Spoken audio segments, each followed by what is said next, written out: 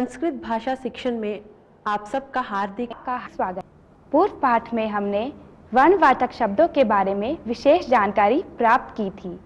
इस बार पहले हम उनके बारे में अभ्यास करेंगे और फिर नूतन शब्दों का अभ्यास करेंगे। नमो नमः। नमो नमः। संस्कृत भाषा शिक्षणे भवतां हार्दं स्वागतम्। सज्जाः भवन्तु। वयं संस्कृत संभाषणस्य अभ्यासं कुर्मः। पूर्वतनपाठे वयं वर्णानां परिचयं प्राप्तवन्तः। इदानीं तस्य एव अधिकम् अभ्यासं कुर्मः। पुष्पं, पुष्पस्य वर्णः रक्तः। पुष्पस्य वर्णः कः? पुष्पस्य वर्णः रक्तः। कन्दुकस्य वर्णः कः? कन्दुकस्य वर्णः रक्तः। पर्णं, पर्णस्य वर्णः हरितः। पर्णस्य वर्णः कः? पर्णस्य वर्णः हरितः। शुकः, शुकस्य वर्णः कः? शुकस्य वर्णः हरितः। धनस्यूतः, धनस्यूतस्य वर्णः कृष्णः।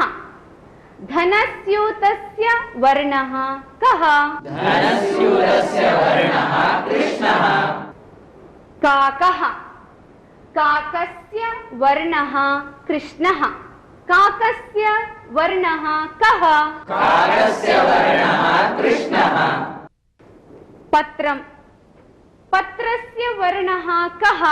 पत्रस्य वर्णः श्वेतः। सुधाखण्डः, सुधाखण्डस्य वर्णः कः? सुधाखण्डस्य वर्णः श्वेतः। कार्यानं, कार्यानं, कार्यानस्य वर्णः पीतः। कार्यानस्य वर्णः पीतः। कार्यानस्य वर्णः कः? कार्यानस्य वर्णः पीतः। सञ्चिका, सञ्चिकायाः वर्णः कः? सञ्चिकायाः वर्णः पीतः। पुष्पस्य वर्णः कः? पुष्पस्य वर्णः पीतः। ध्वजः, ध्वजे के वर्णाः सन्ति? हरितः, श्वेतः, काषायः। ध्वजे के वर्णाः सन्ति? ध्वजे हरितः, श्वेतः, काषायः। उत्तमम्। केशः, केशस्य वर्णः कः? केशस्य वर्णः कृष्णः।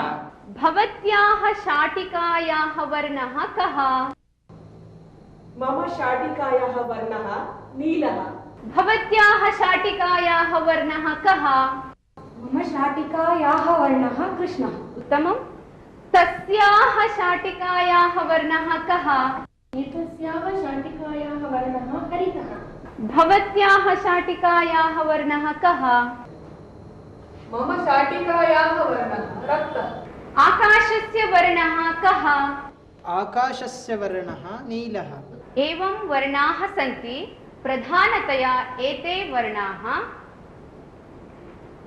कृष्णः, कृष्णः, नीलः, नीलः, पीतः, पीतः, श्वेतः, श्वेतः, रक्तः, रक्तः, हरितः, हरितः, काषायः। काषायः। अब आप एक दृश्य देखेंगे और एक गीत सुनेंगे जिसमें वर्णवाचक शब्दों का प्रयोग किया गया है। श्वेतः, श्वेतः, हंसः, श्वेतः, श्वेतः, श्वेतः, दन्तः, श्वेतः, कृष्णः, कृष्णः, काकः, कृष्णः, कृष्णः, कृष्णः, केशः, कृष्णः, नीलः, नीलः, मेघः, नीलः, नीलः, नीलः,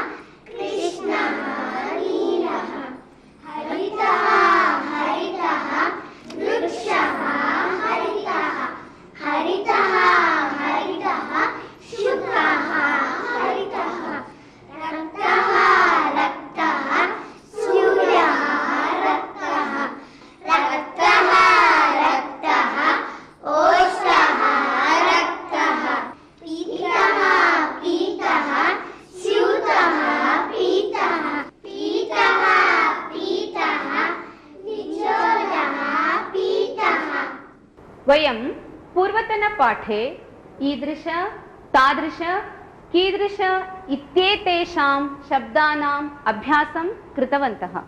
इदानीं तस्यैव अधिकम् अभ्यासं कुर्मः। मम समीपे ईदृशपुस्तकम् अस्ति। भवत्याः समीपे ईदृशपुस्तकम् अस्ति वा? मम समीपे तादृशपुस्तकं नास्ति। मम समीपे ईदृशपाञ्चालिका अस्ति। भवत्याः समीपे ईदृशपाञ्चालिका अस्ति वा? तादृशपाञ्चालिकं नास्ति।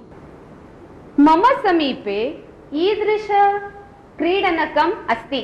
भवत्याः समीपे ईदृशक्रीडनकम् अस्ति वा? मम समीपे तादृशक्रीडानकम् अस्ति। मम गृहे ईदृशपुष्पम् अस्ति। भवत्याः गृहे ईदृशपुष्पम् अस्ति वा? मम गृहे तादृशपुष्पम् अस्ति। मम समीपे ईदृशक्रीडनकम् अस्ति। भवतः समीपे ईदृशक्रीडनकम् अस्ति वा? मम समीपे तादृशक्रीडनकं नास्ति। उपविशतु। भवतः समीपे ईदृशकङ्कतम् अस्ति वा? मम समीपे तादृशकङ्कतम् अस्ति। उत्तमम्। उपविशतु। भवतः गृहे ईदृश आसन्दः अस्ति वा? मम गृहे तादृश आसन्दः अस्ति। इदानीम् ईदृश तादृश कीदृश इत्येतेषाम् उपयोगं कृत्वा वाक्यानि वदन्तु। के वदन्ति? भवती वदतु। भवती ईदृशवस्त्रं न धरति वा? आम्, अहं तादृशवस्त्रं धरामि। भवती वदतु। भवती ईदृशतिलकं न इच्छति वा? न, अहं तादृशतिलकं न इच्छामि। उपविशतु। भवती वदतु। भवत्याः समीपे ईदृशवनितास्यूतः अस्ति वा? मम समीपे तादृशवनितास्यूतः अस्ति। इदानीं भवन्तः वदन्तु। भवत्याः समीपे ईदृश उपनेत्रम् अस्ति वा? न, मम समीपे तादृश उपनेत्रं नास्ति। उपविशतु। वदतु। भवत्याः समीपे ईदृशम् अङ्गुलीयकम् अस्ति वा? न, मम समीपे तादृश अङ्गुलीयकं नास्ति। उपविशतु। भवान् वदतु। भवत्याः समीपे ईदृशघटी अस्ति वा? न, मम समीपे तादृशघटी नास्ति। भवान् वदतु। भवत्याः समीपे ईदृशपुस्तकम् अस्ति वा न वा? आम्, मम समीपे तादृशपुस्तकम् अस्ति। उपविशतु।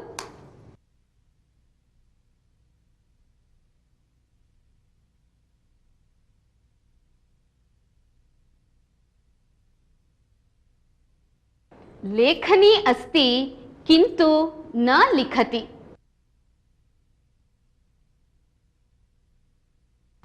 धनस्यूतः अस्ति।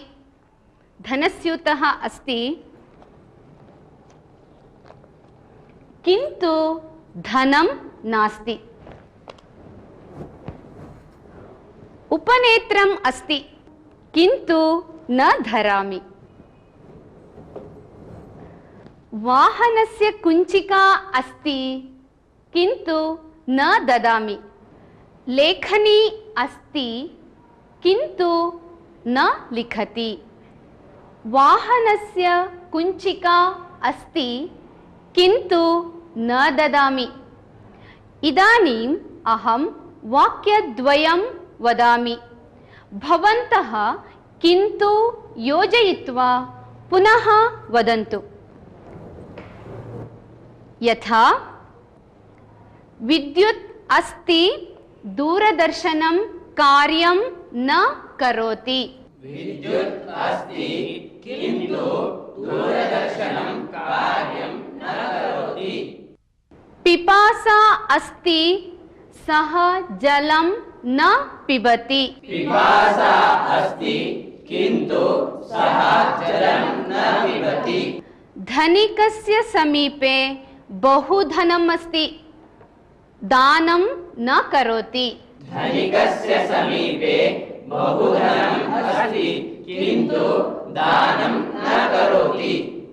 तस्य बुभुक्षा अस्ति भोजनं न करोति तस्य बुभुक्षा अस्ति किन्तु भोजनं न करोति तस्याः शिरोवेदना अस्ति गुलिकां न स्वीकरोति तस्याः शिरोवेदना अस्ति किन्तु गुलिकां न स्वीकरोति शिरः अस्ति बुद्धिः नास्ति शिरः अस्ति किन्तु बुद्धिः नास्ति इदानीं भवन्तः किन्तु उपयोगं कृत्वा वाक्यानि वदन्तु वदतु मम समीपे हस्तघटी अस्ति किन्तु कार्यं न करोति उत्तमम् उपविशतु वदतु मम समीपे लेखनी वर्तते किन्तु न अहं लिखामि भवान् वदतु मम समीपे उपनेत्रम् अस्ति किन्तु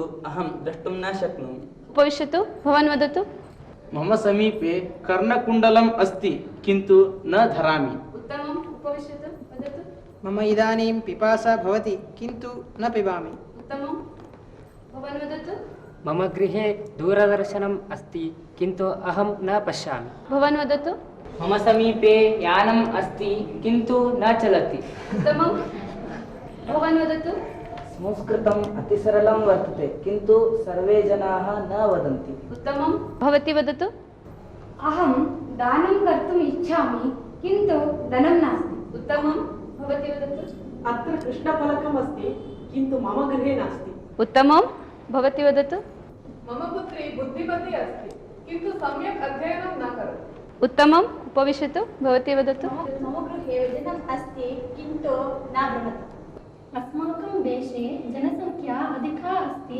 किन्तु साक्षरता न्यूना अस्ति वदतु सर्वदा अहं वाक्यं वदामि किन्तु अद्य न वदामि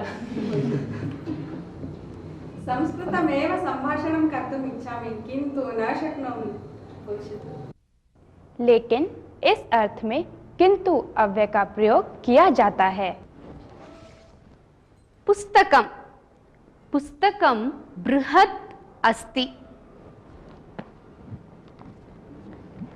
पुस्तकं लघु अस्ति पुस्तकं लघु अस्ति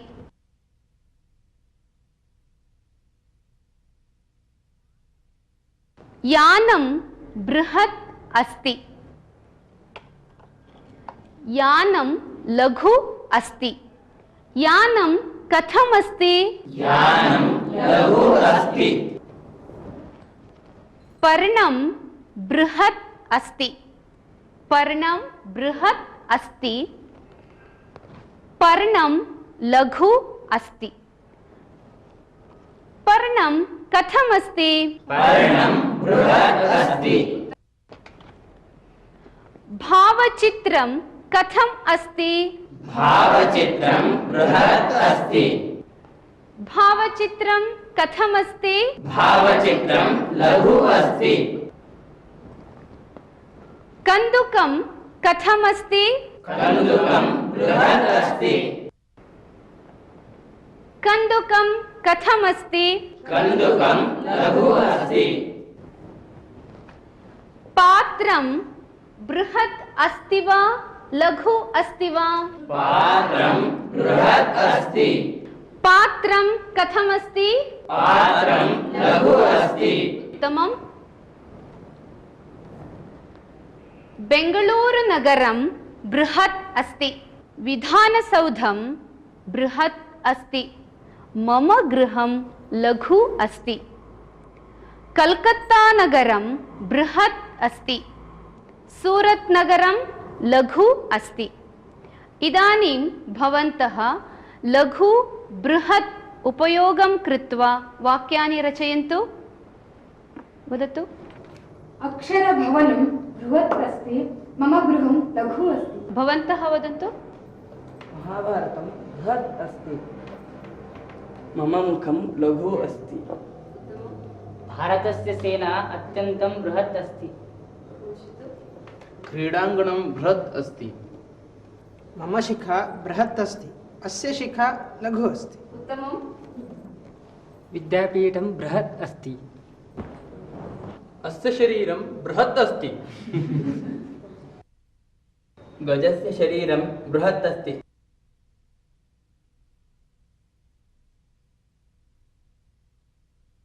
अम्बा मम रोटिका मास्तु। एकां खादतु, चिन्ता नैव। जलं ददातु। स्वीकरोतु।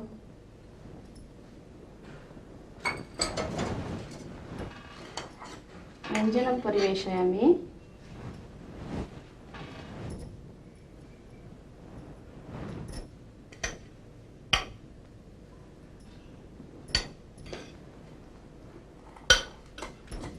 अम्बा व्यञ्जनं कटुः अस्ति। एतत् खादतु। गृञ्जनकस्य व्यञ्जनं कटुः नास्ति।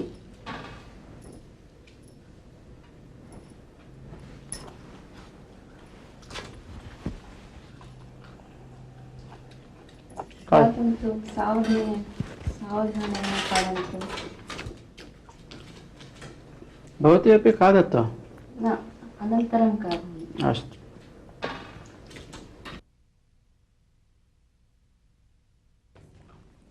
अम्बा किञ्चित् व्यञ्जनं परिवेशयतु। स्वीकरोतु। अंकितः मन्दं मन्दं खादत। ओदनं परिवेशयामि।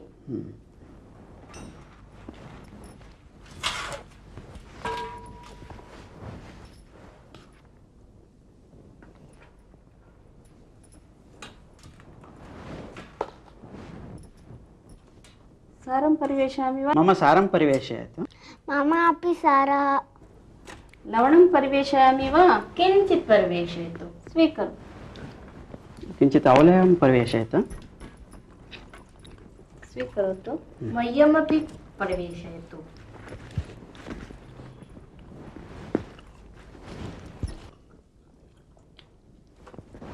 अद्य मिष्टान्नमपि अस्ति, स्वीकरोतु। एकं पर्याप्तं।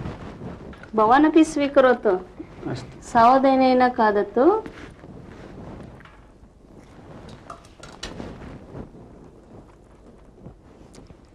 मन्दं मन्दं खादतु अंकित। न पातयतु। तक्रम् आवश्यकं वा? मास्तु। किञ्चित् चषके ददामि, पिबतु। मास्तु मास्तु, इदानीं मिष्टान्नं खादितवान् किल, मास्तु। वयम् इदानीम् एकं सुभाषितं शृण्मः।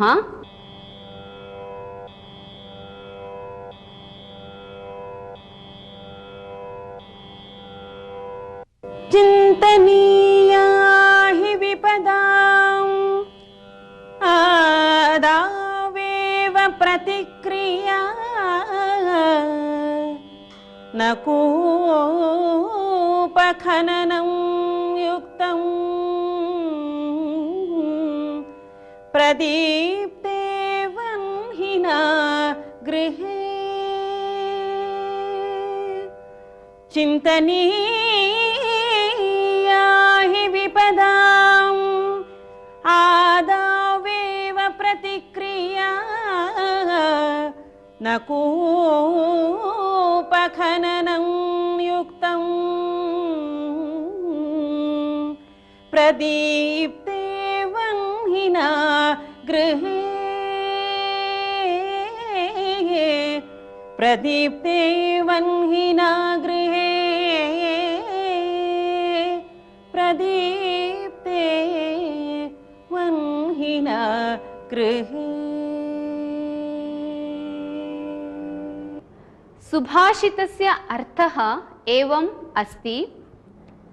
विपत्तीनाम् आगमनात् पूर्वमेव प्रतिक्रिया चिन्तनीया, तदनन्तरं चिन्तनेन प्रयोजनं नास्ति। यथा यदा गृहम् अग्निना ज्वलति तदा जलसंग्रहार्थं कूपखननम् उचितं न, पूर्वमेव जलस्य संग्रहः करणीयः, अतः पूर्वमेव चिन्तनीयम्।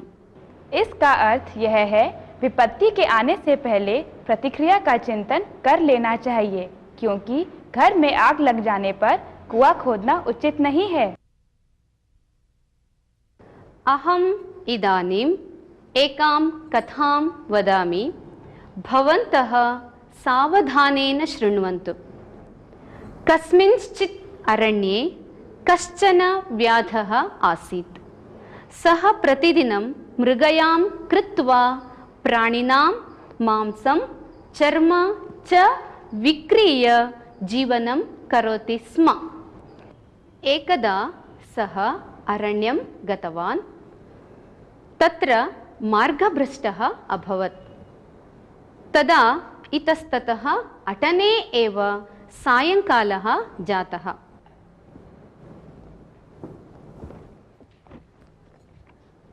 तदा कश्चन व्याघ्रः अकस्मात् पुरतः आगतः।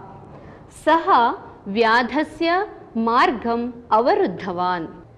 भीतः व्याधः तत्रैव विद्यमानं कञ्चित् वृक्षम् आरूढवान्। वृक्षस्य शाखायां कश्चन भल्लूकः उपविष्टः आसीत्। तं दृष्ट्वा व्याधः कम्पितः। तदा भल्लूकः उक्तवान्, भयं मा भवतु, अहं भवतः रक्षणं करोमि इति। तदा व्याधः तत्रैव शाखायाम् उपविष्टवान्। भल्लूकः पुनरपि उक्तवान्, इदानीं भवान् निश्चिन्ततया निद्रां करोतु, अहं रक्षणं करोमि। एकस्य यामस्य अनन्तरम् अहं निद्रां करोमि, भवान् रक्षणं करोतु इति। व्याधः निद्रां कृतवान्। वृक्षस्य अधः व्याघ्रः व्याधस्य प्रतीक्षायाम् एव आसीत्। तदा व्याघ्रः भल्लूकम् उक्तवान्, मित्र, आवां मृगौ, एषः व्याधः अस्माकं वैरी। इदानीं भवान् तस्य रक्षणं करोति चेदपि श्वः सः भवन्तं मारयति, अतः तम् अधः पातयतु इति। तदा भल्लूकः उक्तवान्, भो मित्र, यदि अहं तं मुञ्चामि तर्हि इहलोके अपख्यातिः, परलोके दुर्गतिः च भवेत्, अतः एतं न मुञ्चामि इति उक्तवान्।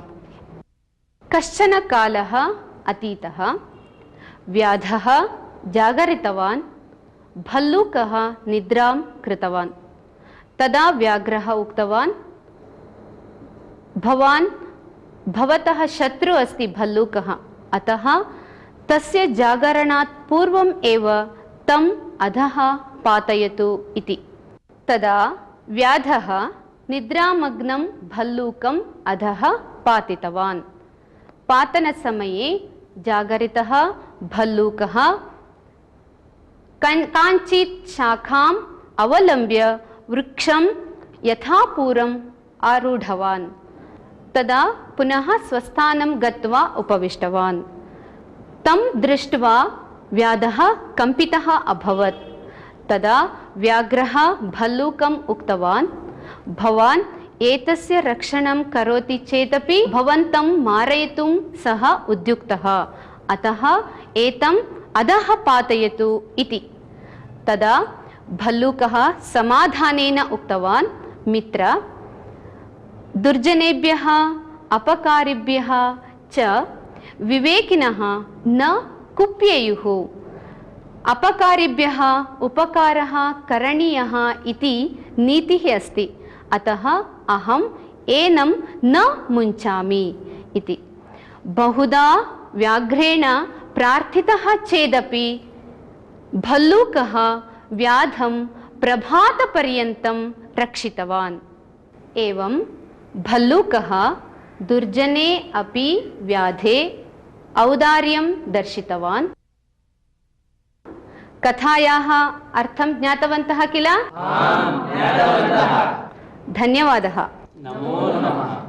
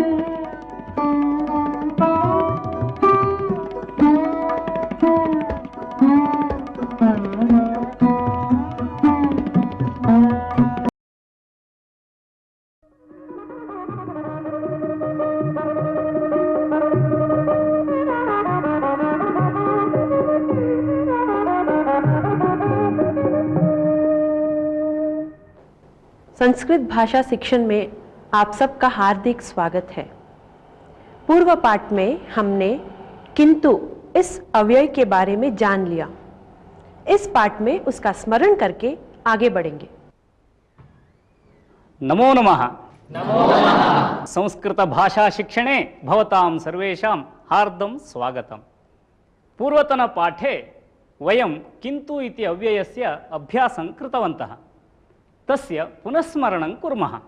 यथा मम समीपे करवस्त्रम् अस्ति किन्तु उपयोगं न करोमि।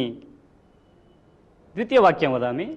मम समीपे लेखनी अस्ति किन्तु न लिखामि। मम समीपे 100 रूप्यकाणि सन्ति किन्तु व्ययं न करोमि। एवमेव किञ्चित् अभ्यासं कुर्मः।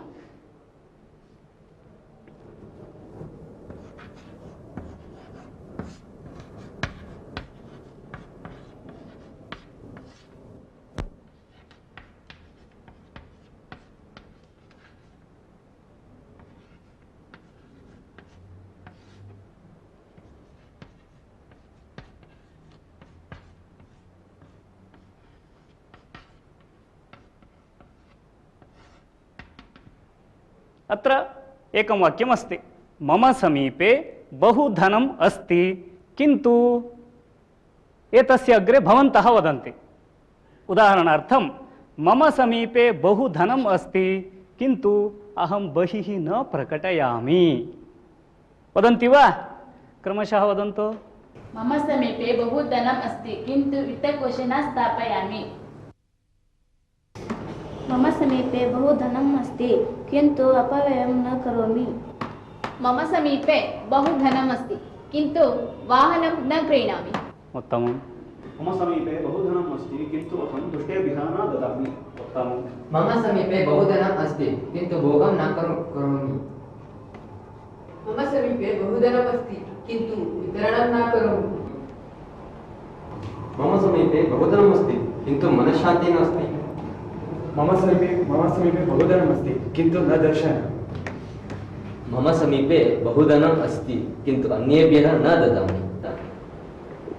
मम समीपे बहु धनम् अस्ति किन्तु न ददामि।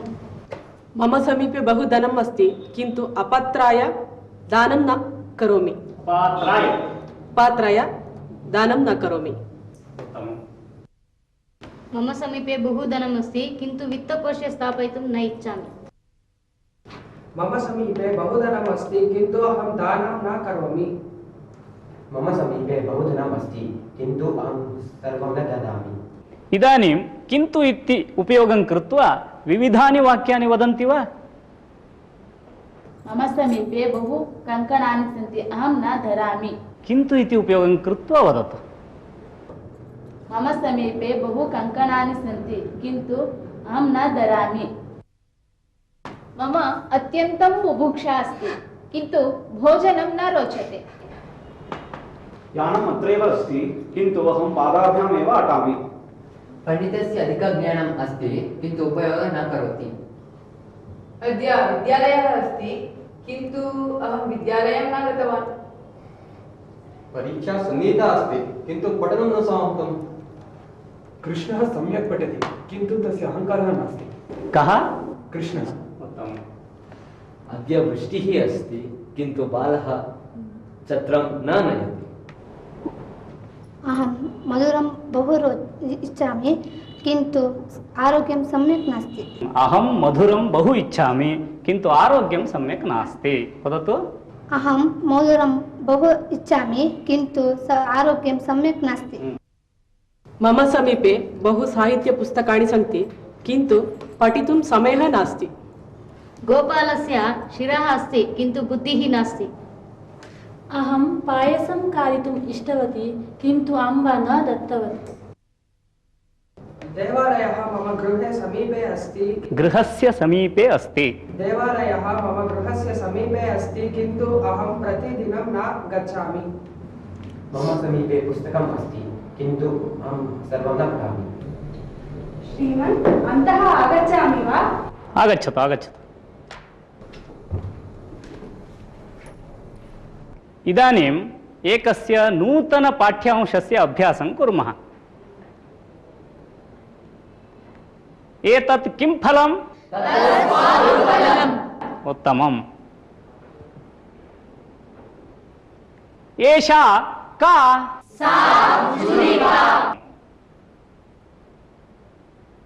अहं स्वादुफलस्य उपरि छुरिकां पातयामि। निश्चयेन पातयामि। निश्चयेन पतति वा? निश्चयेन पतति। निश्चयेन न पतते? निश्चयेन पातयामि। इदानीं कः स्वादुफलस्य उपरि छुरिकां पातयति? अहं निश्चयेन पातयामि। अहं निश्चयेन पातयामि। अहं निश्चयेन पातयामि। अहं छुरिकां निश्चयेन पातयामि। आगच्छतु।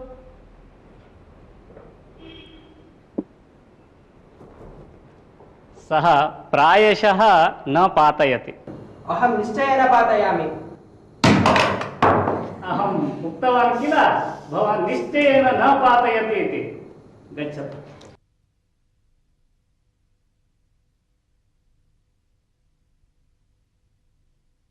निश्चित रूप से इस अर्थ बताने के लिए निश्चयेना इस शब्द का प्रयोग किया जाता है।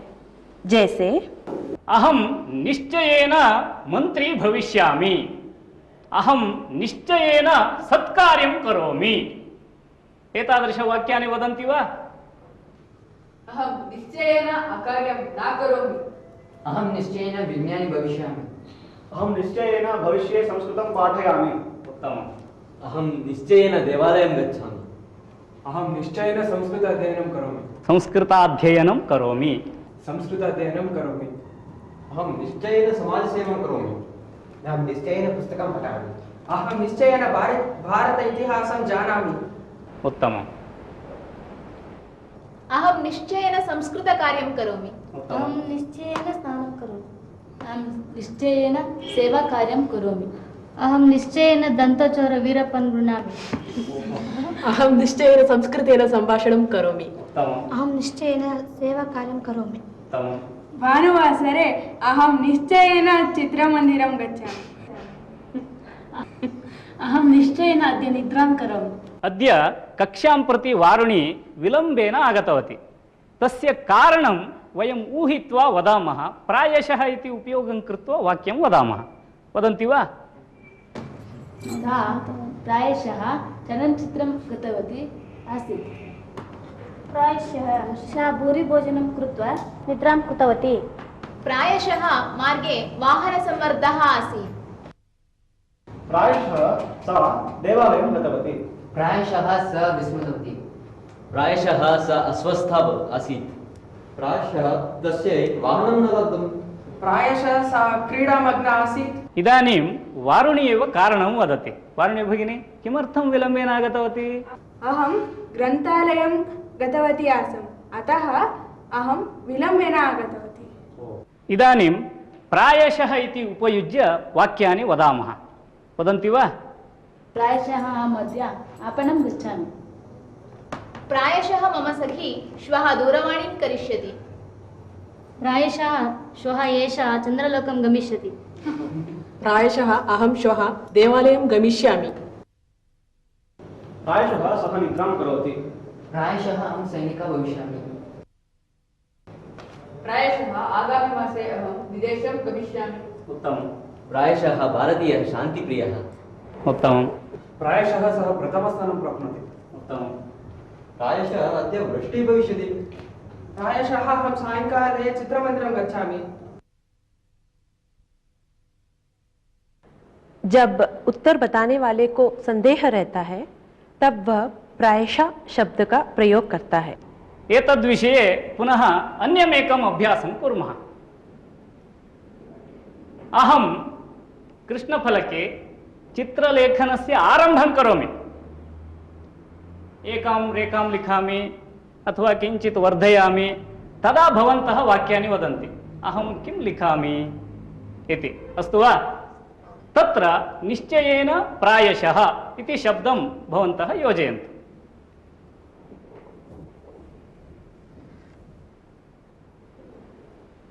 निश्चयेन प्रश्नार्थकचिह्नं लिखति। प्रायशः भवान् वृक्षस्य चित्रं लिखति। प्रायशः भवान् हंसस्य चित्रं लिखति। प्रायशः भवान् बालकस्य चित्रं लिखति। प्रायशः भवान् सर्पस्य चित्रं लिखति। प्रायशः व्याघ्रस्य चित्रं लिखति।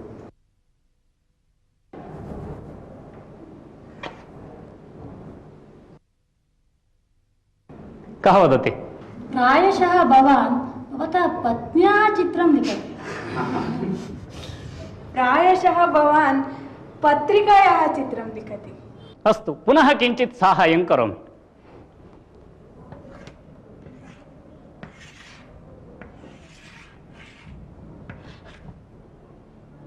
निश्चयेन भवान् मीनस्य चित्रं लिखति। निश्चयेन भवान् नौकाचित्रं लिखति। निश्चयेन फलं चित्रं लिखति। फलस्य चित्रं वा? निश्चयेन भवान् पर्णस्य चित्रं लिखति। इदानीम् अन्यमेकम् अभ्यासं कुर्मः। भवान् आगच्छतु।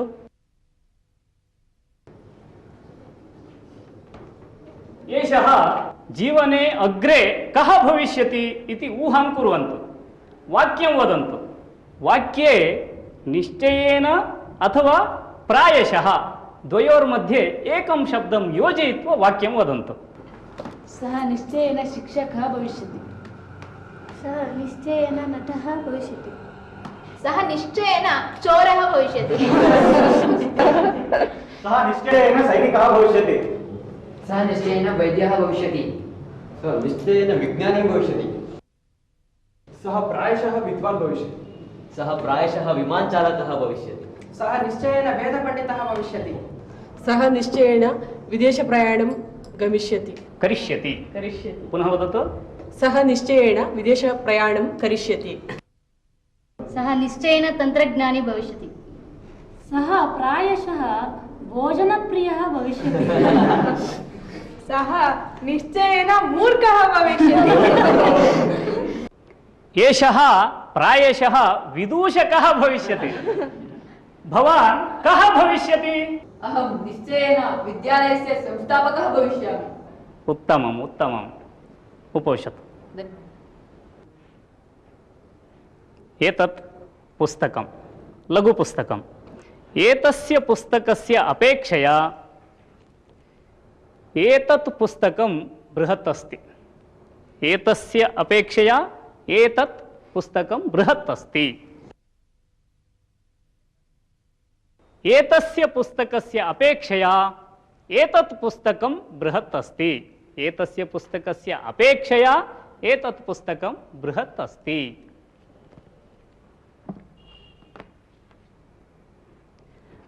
काकः, काकस्य अपेक्षया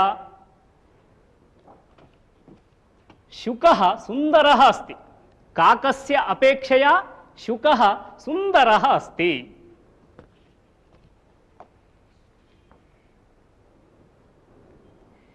एतस्याः वेण्याः अपेक्षया एतस्याः वेणी दीर्घा अस्ति। एतस्याः वेण्याः अपेक्षया एतस्याः वेणी दीर्घा अस्ति। उत्तिष्ठतु उत्तिष्ठतु। गिरिजायाः अपेक्षया सावित्री उन्नता अस्ति। गिरिजायाः अपेक्षया सावित्री उन्नता अस्ति। का उन्नता अस्ति? गिरिजायाः अपेक्षया सावित्री उन्नता अस्ति। एतस्य दण्डस्य अपेक्षया एषः दण्डः दीर्घः अस्ति। एतस्य दण्डस्य अपेक्षया एषः दण्डः दीर्घः अस्ति। केरलस्य अपेक्षया कर्णाटकं बृहत् अस्ति। पाकिस्तानस्य अपेक्षया भारतदेशः बृहत् अस्ति। इदानीम् अपेक्षया इति उपयुज्य वाक्यानि वदन्तु। अजस्य अपेक्षया गजः स्थूलः अस्ति। उत्तमम्। विजयायाः अपेक्षया जाह्नवी बुद्धिमती। उत्तमम्। अन्यभाषा अपेक्षया संस्कृतभाषा सरला अस्ति। उत्तमम्। बकस्य अपेक्षया हंसः सुन्दरः। उत्तमम्। रामायण अपेक्षया महाभारत बृहत् अस्ति। उत्तमम्। मम घट्याः अपेक्षया वारुण्याः घटी सुन्दरी अस्ति। उत्तमम्। मम अपेक्षया अंबिका उन्नता अस्ति। दण्डदीपस्य अपेक्षया सूर्यः अधिकः प्रकाशः अस्ति। उत्तमम्। अर्जुनस्य अपेक्षया एकलव्य उत्तम दूरतम। पुनः वदतु। अर्जुनस्य अपेक्षया एकलव्य उत्तम धनुर्धरः। उत्तमः धनुर्धरः। पूर्णवाक्यं वदतु। अर्जुनस्य अपेक्षया एकलव्य उत्तमः धनुर्धरः। दुर्योधनस्य अपेक्षया श्रीकृष्णः उत्तमः। दुर्जनसहवासम् अपेक्षया सज्जनसहवासम् उत्तमम्। दुर्जनसहवासापेक्षया सज्जनसहवासः उत्तमः। उत्तमम्। एतस्य अपेक्षया एषः बुद्धिमान् अस्ति। जब दो वस्तुओं का तुलना करते हैं तब इसका प्रयोग होता है।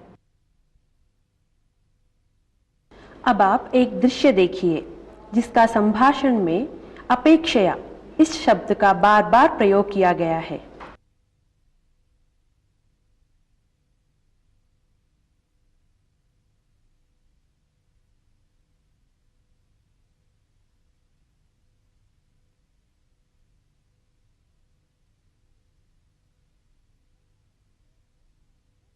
भोः, निबन्धानां संग्रहः अस्ति वा? अस्ति, तत्र पश्यतु।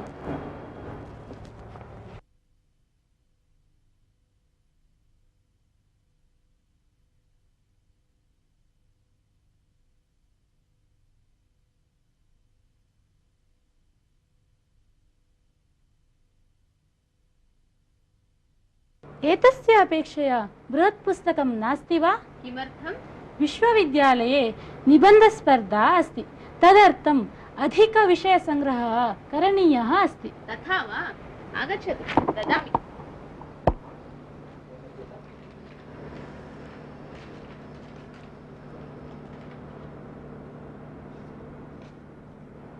एतत् पुस्तकं पश्यतु, तस्य अपेक्षया उत्तमम् अस्ति। उत्तमम्। मम सख्याः समीपे एतत् पुस्तकं नास्ति, तस्याः अपेक्षया अहम् अधिकविषयसङ्ग्रहं कर्तुं शक्नोमि। यदि सा अन्यत् पुस्तकं प्राप्नोति तर्हि भवत्याः अपेक्षया अधिकं विषयसङ्ग्रहं करोति। एवं वा? परन्तु अस्माकं ग्रन्थालयस्य अपेक्षया उत्तमः ग्रन्थालयः अन्यः नास्ति, अतः सा तत् प्राप्तुं न शक्नोति। भवतु, अहम् इदानीं गच्छामि। श्वः सर्वेषाम् अपेक्षया शीघ्रम् अत्र आगत्य सर्वं पठामि। अस्तु, तथैव करोतु। इदानीं वयम् एकं सुभाषितं शृणुमः। जलबिन्दुनिपातेन क्रमशः पूर्यते घटः, सहेतुः सर्वविद्यानां धर्मस्य च धनस्य च। जलबिन्दुनिपातेन क्रमशः पूर्यते घटः, सहेतुः सर्वविद्यानां धर्मस्य च धनस्य च। श्रुतस्य सुभाषितस्य अर्थः एवमस्ति। क्रमशः जलं पतति नलिकातः, परन्तु पात्रम् अवश्यं पूर्णं भवति। यद्यपि बिन्दुशः पतति, अल्पमिति जनः न त्यजति, क्रमशः पात्रं पूर्णं भवति। एवमेव विद्यायाः संग्रहः अपि क्षणशः कणशः भवति, सः अग्रे पूर्णः भविष्यति। एवमेव धर्मकार्याणि अपि सः कुर्वन् गच्छतु जीवने अवश्यं धर्मिष्ठः भवति। एवमेव विद्यायाः सम्पादनं धनस्य सम्पादनमपि तथैव। कणशः धनसम्पादनं करणीयम्, एकनाणकं नाणकद्वयं नाणकत्रयम् इति न त्यक्तव्यं, सर्वमपि सङ्गृह्य सः अग्रे प्रभूतं धनं सम्पादयिष्यति। एवं सुभाषितकारः वदति, विद्यायाः सम्पादनं धनस्य संपादनं धर्मस्य संपादनं क्रमशः भवति, सः पूर्णः भवति। सुभाषित का अर्थ यह है, जल के एक एक बूंद के गिरने से कुछ समय में घड़ा भर जाता है, वैसे ही बिंदु ग्रहण के माध्यम से धन और धर्म की वृद्धि होती है। इदानीम् अहम् एकां कथां वदामि। कावेरी नद्याः तीरं, कावेरी नद्याः तीरे एकं गुरुकुलं। गुरुकुले वटवः सन्ति, बालकाः। ते प्रतिदिनं नियमितं जीवनं कुर्वन्ति। प्रातःकालतः रात्रिपर्यन्तं नियमितं जीवनम्। उत्तिष्ठन्ति, अध्ययनं कुर्वन्ति, योगासनादिकं कुर्वन्ति, एवं पवित्रं जीवनं तेषां। भिक्षाटनं तेषां कार्यं। बहिः गच्छन्ति, भिक्षां याचित्वा गृहम् आनयन्ति, मिलित्वा सर्वे खादन्ति। एवं गुरुकुलस्य नियमः, पद्धतिः। एकदा सुन्दरः नाम बालकः भिक्षाटनार्थं बहिः गच्छति। भिक्षाटनं कृत्वा सर्वं सङ्गृह्य प्रत्यागच्छति। आगमनसमये मार्गे एकं शिलाखण्डं पश्यति। सुन्दरः शिलाखण्डः, नीलवर्णः, कन्दुक आकारेण अस्ति। अतः तस्य कुतूहलं भवति, हस्तेन गृह्णाति, तस्य समीपे स्थापयति। क्रीडार्थं वा उपयोगः भवति इति चिन्तयति। गुरुकुलम् आगच्छति। तस्य मित्राणि सन्ति, मित्रेभ्यः दर्शयति।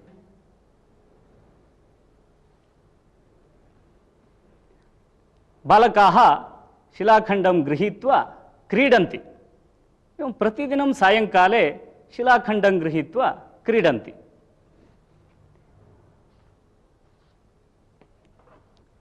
एकदा गुरुः पश्यति शिलाखण्डं।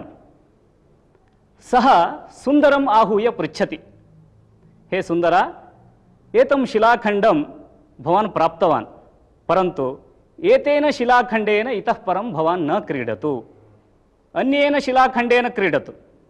एतं शिलाखण्डं गृहीत्वा भवान् आपणं गच्छतु, एतस्य विक्रयणं करोतु इति वदति। गुरोः आज्ञा। सः सुन्दरः आपणं गच्छति, शाकापणं गच्छति। प्रथमतः शाकापणिकं पृष्टवान्, भवान् एतं शिलाखण्डं क्रीणाति वा? आपणिकः वदति, नाणकद्वयं ददामि। तदा सः बालकः गुरुं पृच्छामि इति प्रत्यागच्छति। गुरुः वदति, भोः, इदानीं पुनः अन्यत्र विचारयतु, विक्रयणात् पूर्वं मां पुनः एकवारं पश्यतु इति वदति। सः तथैव बालकः अन्यत्र गच्छति। सुन्दरः क्रीडनकविक्रेतुः समीपं गच्छति। सः तं विचारयति, एतस्य मूल्यं कियत् ददाति? सः वदति, अहं रूप्यकद्वयं ददामि। तदा बालकः पुनः गुरोः समीपम् आगच्छति। तदा गुरुः पुनः वदति, इदानीं भवान् नगरान्तरं गच्छतु, तत्र विचारयतु। सः बालकः नगरं गच्छति। तत्र आभरणस्य आपणं पश्यति। आभरणविक्रेतारं पृच्छति, एतस्य शिलाखण्डस्य मूल्यं कियत्? अहम् एतं शिलाखण्डं विक्रेतुम् इच्छामि। सः आपणिकः परीक्षां करोति सूक्ष्मतया। सः वदति, भोः बाला, एतस्य शिलाखण्डस्य मूल्यम् अमूल्यम् अस्ति। यदि अहम् आपणे स्थितस्य सर्वस्य आभरणस्य विक्रयणं करोमि, तथापि एतस्य शिलाखण्डस्य मौल्यं न भवति। तावदस्ति एतस्य शिलाखण्डस्य मौल्यं। यदि भवान् विक्रेतुम् इच्छति, मया आपणः त्यक्तव्यः भवति। तदा बालकः अमूल्यं शिलाखण्डं गृहीत्वा पुनः गुरोः समीपं गच्छति। गुरुः वदति, भवता शिलाखण्डस्य मौल्यं ज्ञातव्यं चेत् रत्नपरीक्षकेण भवितव्यं, तदा एव शिलाखण्डस्य वास्तविकमूल्यं किम् इति ज्ञायते इति गुरुः वदति। पुनः वदति, पश्यन्तु, जनानां समीपे अत्यमूल्यं वस्तु अस्ति जीवनं नामकं, परन्तु ते मौल्यं न जानन्ति। यदि सम्यक् मौल्यं ज्ञात्वा व्यवहरन्ति, तेषां जीवनमपि अत्यमूल्यं भवति। एवं गुरुः कथाद्वारा सन्देशं ददाति। कथायाः अर्थः ज्ञातः किल? धन्यवादः। नमो नमः।